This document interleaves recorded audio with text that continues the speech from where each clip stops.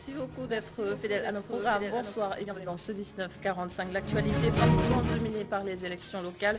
Lendemain de scrutin plein de surprises, alors qu'il y a eu Askanui qui représente l'opposition se targue d'une ascension fulgurante. Benno Bokk Yakaar s'accroche à la victoire selon la coalition au pouvoir. 39 départements ont été remportés sur les 46 que contre le Sénégal.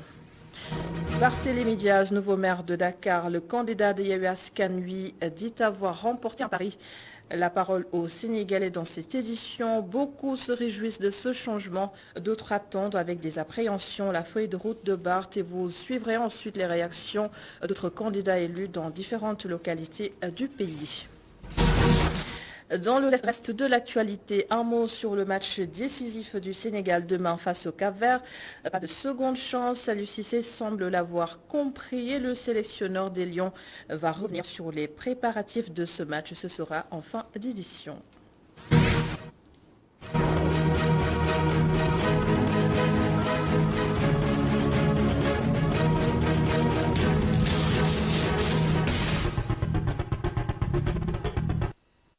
Benno Bokk Yakaar se déclare vainqueur des élections locales. En conférence de presse cet après-midi, les leaders de la coalition au pouvoir estiment qu'ils ont massivement remporté ce scrutin et dans quelques instants, nous allons suivre les précisions de El Hadj Amadou Kassé au micro de Boubacar Dieng. Lendemain de scrutin, un nouveau visage à la tête de Dakar, une nouvelle ère s'annonce. Barthélémy Diaz est élu maire de la ville. Des citoyens estiment que la démocratie a triomphé. Comment va-t-il gérer la capitale? Le temps nous dira. Mais voyez ces commentaires recueillis par nos reporters Mamadou Sy et Babacar Diop. Lendemain de scrutin, la vie reprend son cours normal. Après l'élection de Barthélémy Diaz à la ville de Dakar, certains citoyens estiment que la démocratie a encore triomphé.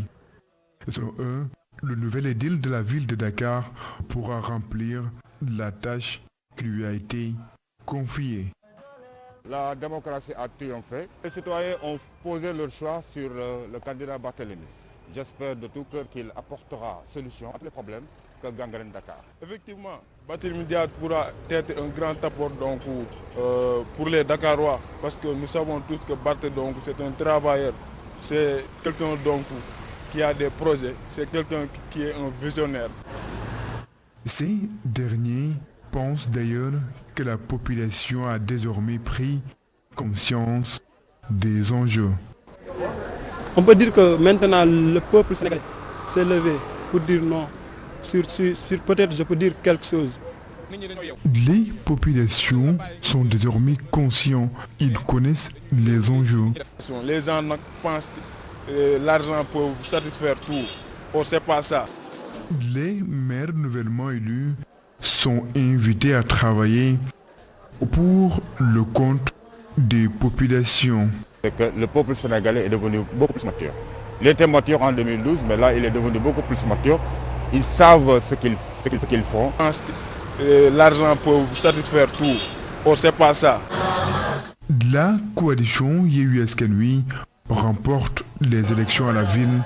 Les Dakarois ont espoir que le désormais maire de la ville va changer le visage de la capitale. Retour sur la déclaration de Benno Bokk Yakaar qui se dit vainqueur de ces élections locales. Selon les leaders de la coalition au pouvoir, ils ont massivement remporté ce scrutin d'après les chiffres qu'ils ont reçus là-dessus. Et là, El Hadj Amadou Kassé au micro de Boubacar Dieng à Falfal.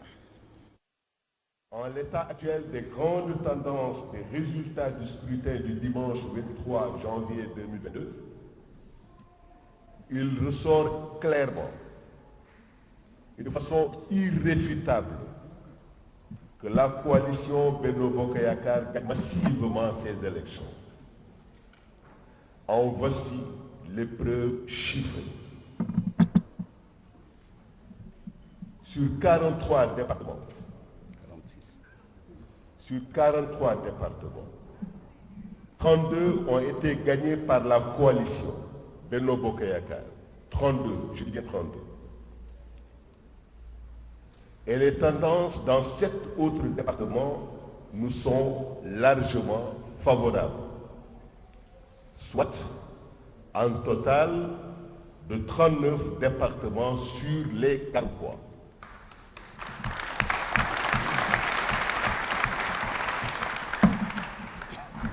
Deuxièmement, 10 capitales régionales ont été gagnées par notre coalition.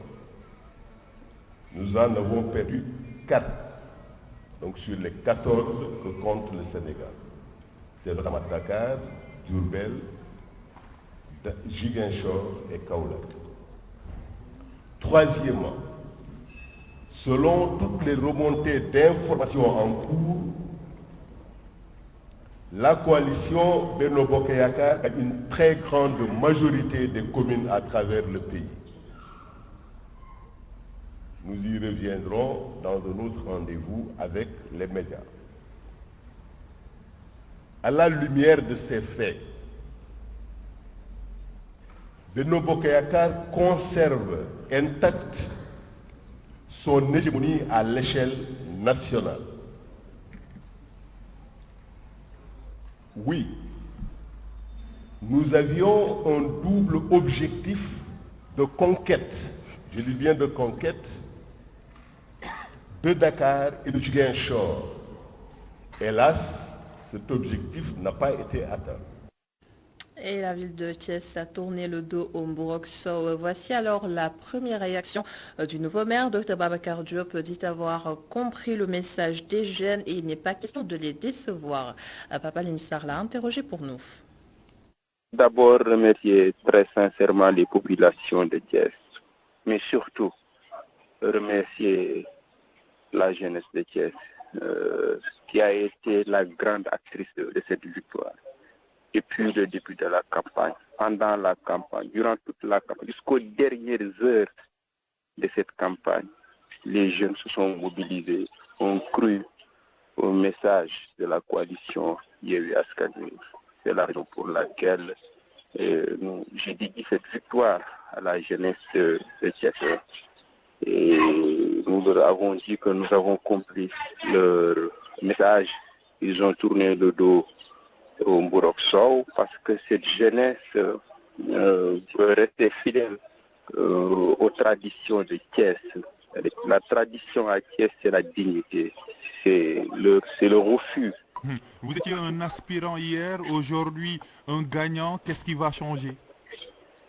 Ce qui va changer, je l'ai dit, et j'appartiens à une génération aujourd'hui qui doit tout faire pour ne pas décevoir, surtout ne pas décevoir. Et s'il s'agit de répéter les mêmes bêtises, les mêmes erreurs, et de rester dans le confort du clientélisme, du statu quo, et ce serait un gâchis énorme. Et c'est la raison pour laquelle notre génération doit tout faire et pour être à la hauteur des défis majeurs qui nous attendent. Et le nouveau maire de Mboro encourage le changement. Mamadou Ndione compte adopter une démarche inclusive dans sa gestion de la commune. Regardez. Que cette victoire est une affaire collective, portée par des centaines de jeunes, de femmes et de personnes du troisième âge. C'est pour nous l'occasion, au nom des leaders de la coalition, de les remercier infiniment. À nos adversaires d'une élection et parents pour l'éternité, nous disons chapeau. Certains d'ailleurs ont tenu à m'appeler au téléphone pour me féliciter, notamment le maire Tidiane Diouf et Djibi Al-Samba, Djibi 6, également Ismaël Sen. Il y a eu 3 candidats qui m'ont déjà appelé tout à l'heure pour me féliciter. Ce 23 janvier 2022, pour tous les membres de notre belle coalition, n'est que la fin d'un premier combat qui ouvre la perspective d'un second, plus dur pour le développement endogène de notre commune. Yes. Ce véritable combat sera l'affaire de tous les segments de notre commune et nous travaillerons à ce que cette démarche inclusive soit au cœur de nos actions. Une fois installé maire, Inch'Allah, comme convenu dans nos précédentes sorties, nous serons au service des populations sans aucune forme de discrimination. Et comme vous le savez aussi, Kaolack a porté son choix sur Serigne Mboup sans perdre de temps.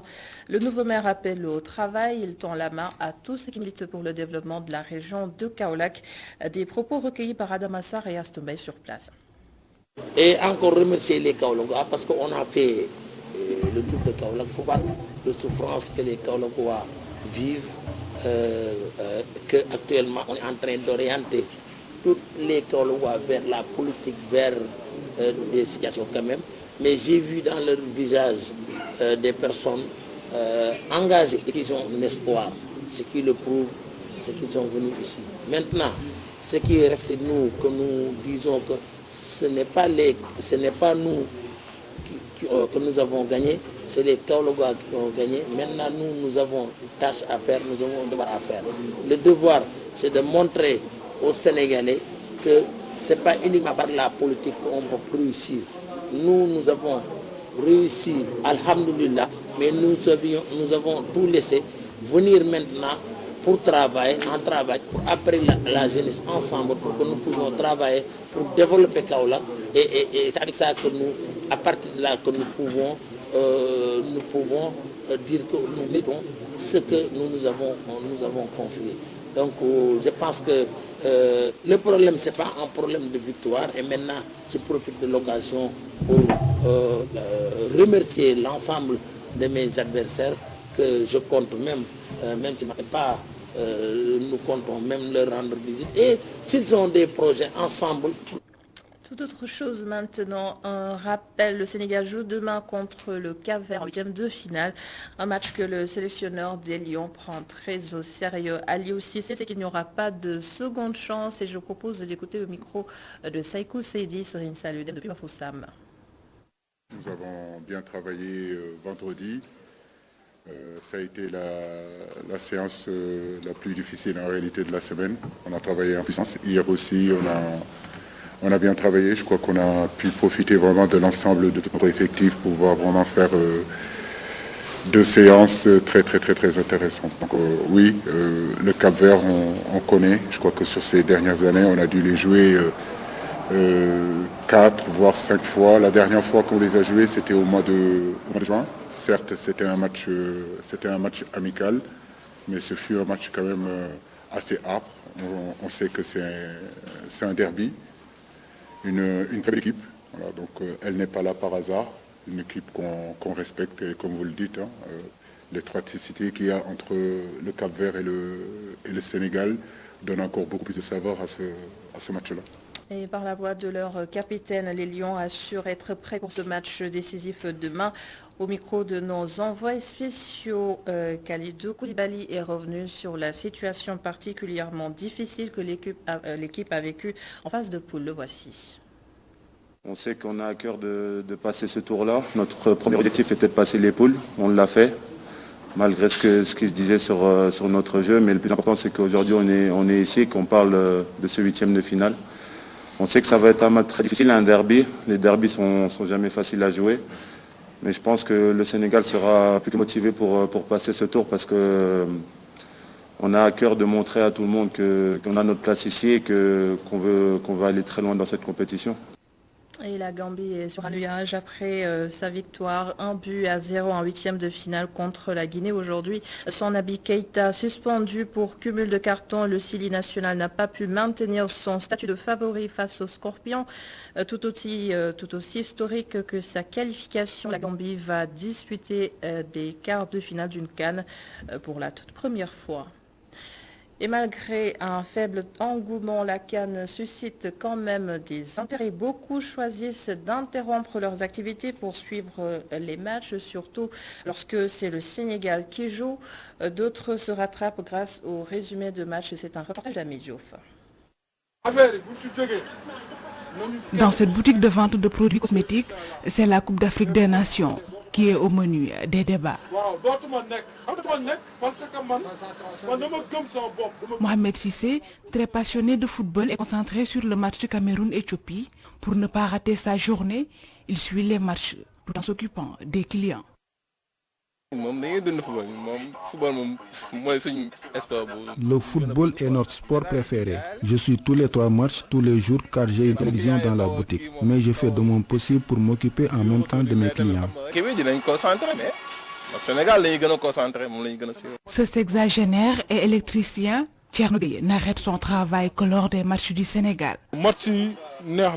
Quand c'est le Sénégal qui joue, je n'arrive plus à me concentrer sur mon travail à cause de la pression. Parfois même, j'ai l'air d'une personne malade. Du coup, je préfère tout arrêter et attendre la fin du match. Comme tout, le football ne fait pas l'unanimité. Ce vendeur de moto n'est pas intéressé. Vous savez, dans la vie, chacun a ses centres d'intérêt. Personnellement, le football n'est pas mon affaire. J'aime bien mon pays, mais je ne laisse jamais mon travail pour un match de foot. Mais quand je suis chez moi, ça m'arrive souvent de suivre un match. La 33e édition de la Coupe d'Afrique des Nations n'est pas diffusée par les télévisions et radios privées. Une frustration pour les férus du ballon rond qui n'ont que la radio pour suivre les matchs de la CAN.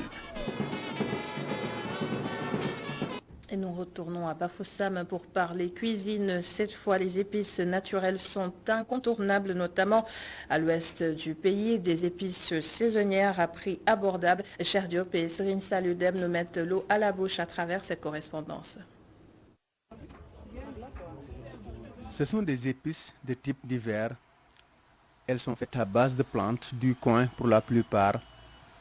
Le plat, le kangouan et le chamgan sont les plus prisés et très utiles à la cuisine camerounaise. J'ai les épices pour faire les sautés, la sauce tomate, pour le taro, le produit bamileke. Il y a le rondelle, il y a ça là. Ça là, c'est pour faire les tisanes, pour se dégraisser. Le clou de girofle. Le clou de girofle. En face de Catherine, à l'intérieur du marché A, une autre vendeuse expose ses sacs d'épices et leur diversité, des produits propres à différentes régions. Bon, il y a le secteur de production. Par exemple, ça sort village par village. Dans ton village, on peut avoir ça. Alors que chez moi, on trouve ça. Propre également à différentes saisons de l'année.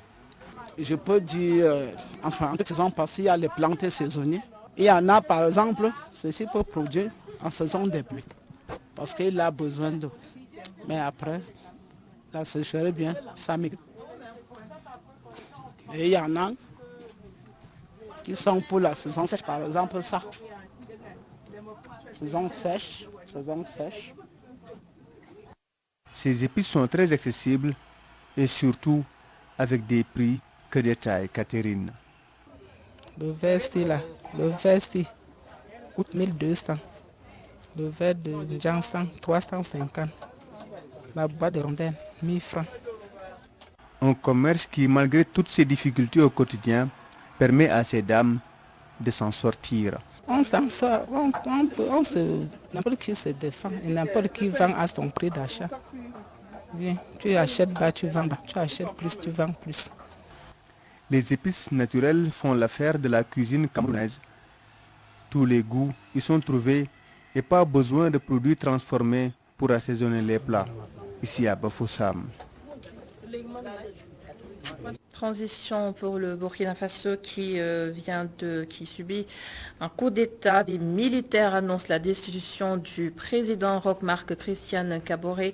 Ils ont fait une déclaration à la télévision nationale. L'Assemblée nationale ainsi que le gouvernement ont été suspendus. Un nouveau coup d'État dans cette partie du continent africain. Mondial CC de l'ONG 3D condamne. Il parle d'un échec de la CEDEAO. Le voici répondant aux questions de Alioune Sow et Chérif Gueye. Il faut dénoncer tout coup d'État militaire, mais aussi y compris constitutionnel. Parce que quand même, il ne faut pas être élu et penser qu'on est un demi-dieu. Ce qui s'est passé au Burkina, il fallait s'y attendre. Le président Kaboré était en train de faire du n'importe quoi. Et tu vois, chaque fois qu'un coup d'État est perpétué quelque part, c'est parce que l'autorité a perdu sa légitimité. On n'ose pas faire un coup d'État là où l'autorité est dans la plénitude de sa légitimité. Mais quand on perd sa légitimité, c'est en général même le peuple qui souhaite un coup d'État militaire. Regarde ce qui s'est passé au Mali. C'est le peuple qui est sorti pour dire non, on ne veut pas que les militaires partent. Parce qu'ils ont subi beaucoup de dérives constitutionnelles. La CEDEAO, aujourd'hui, est devenue un syndicat de chefs d'État. Aujourd'hui, une véritable CEDEAO devrait être la CEDEAO des peuples, qui prend en charge les préoccupations des communautés. Aujourd'hui, la CEDEAO devait ratifier le principe du respect de la limitation des mandats à deux. Pourquoi il y a des résistances? Ça veut dire qu'ils pensent qu'à leurs intérêts. Au Sénégal, nous ne pouvons pas avoir peur, parce qu'on a des hommes politiques matures quand même. Au Sénégal, je ne crois pas, mais il ne faut jamais dire jamais. Mais je ne crois pas qu'au Sénégal, que nos hommes politiques en arrivent à perdre la légitimité au point qu'on envisage un coup de militaire. Non, franchement, je pense que le Sénégal vient de démontrer, à travers ces élections, que nous sommes une démocratie majeure. C'est la fin de ce journal. Merci beaucoup de l'avoir suivi. Merci à l'ensemble des équipes en régie. Bonne suite des programmes sur ITV. Rendez-vous demain à 19h45. Bonsoir à tous.